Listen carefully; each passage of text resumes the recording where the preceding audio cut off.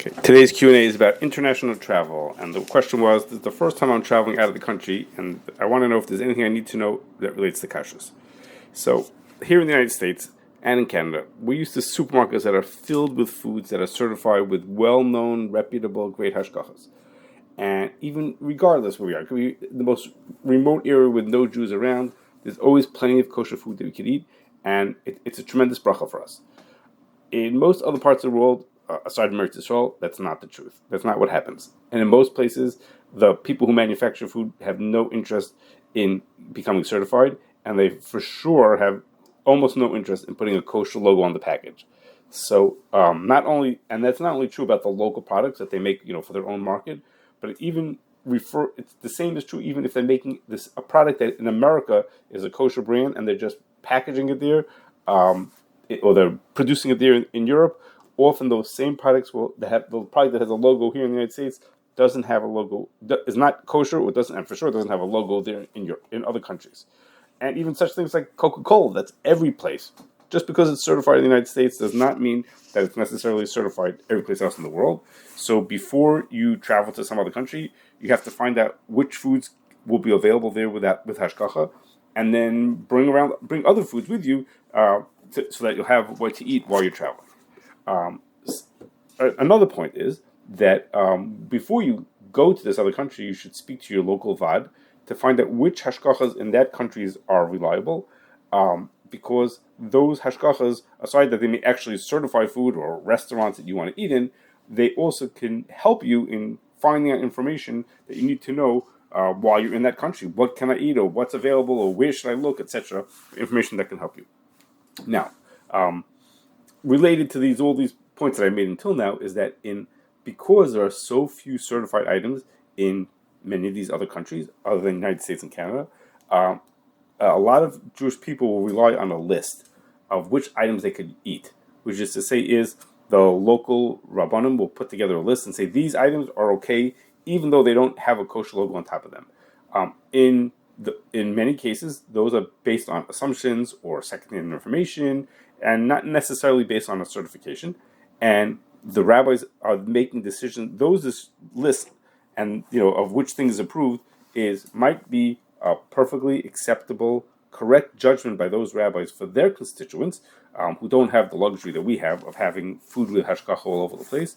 But it doesn't yet mean it's up to the standards that we're used to here locally in the United States and Canada, or Eretz Yisrael for that matter. And therefore, you should consult with your rabbi and say, I'm going to be traveling to this country for this amount of time.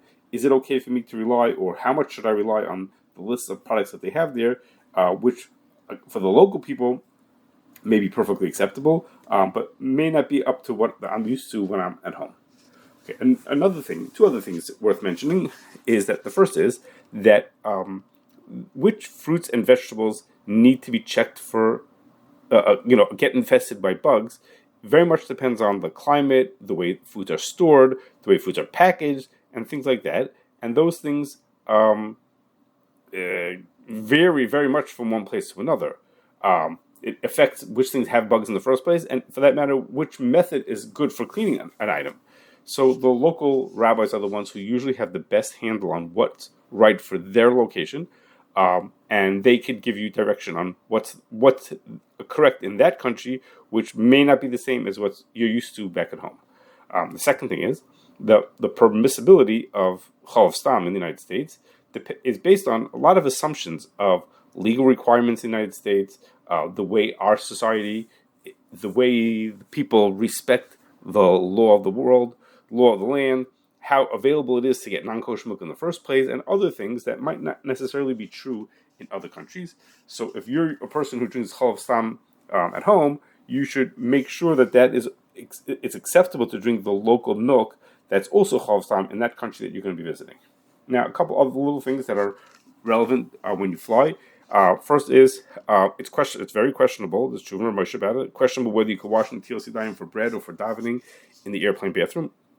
Second is many airlines provide with their kosher meal something called a mezornis roll, and there's a lot of debate about whether the proper bracha on that mezornis roll is mezornis rahmoti.